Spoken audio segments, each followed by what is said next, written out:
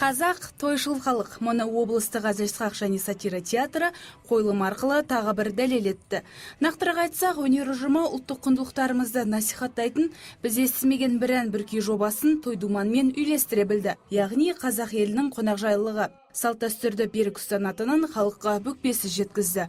Қойылым ел арасында ұмыт бола бастаған дәстүрлі әнмен әрленіп, күймен көмкерілді.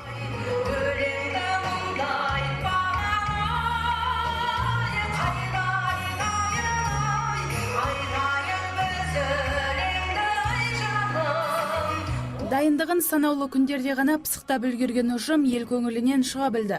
Мұнымызға қойылымды тамашалауға келген қисапсыз ел дәлел. Шығарманың режиссері Уәлибек Абдраимовтың айтуынша, бұл туындыны сахналап шығуда бірқатар қиындықтарға кезігіпті.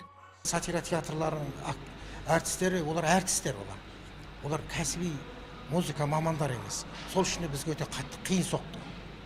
Әуендерді тауып, оны нотаға түсіріп, оны аранжировкасын әрлеп жазып, актрисаларымызға айтуға, актерларымызға айтуға қиын болды.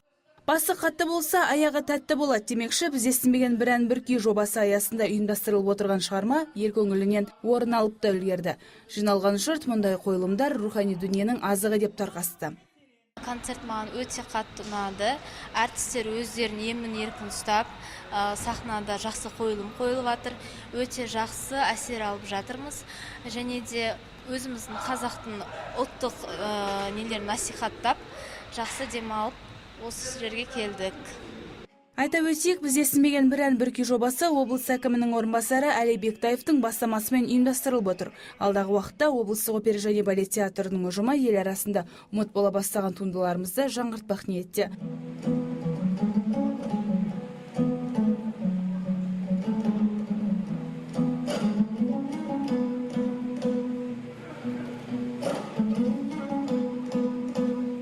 Таңшолпан Шамбай, Қанат Ноғайбаев, Платон Леденев, ТВК телеарнасы.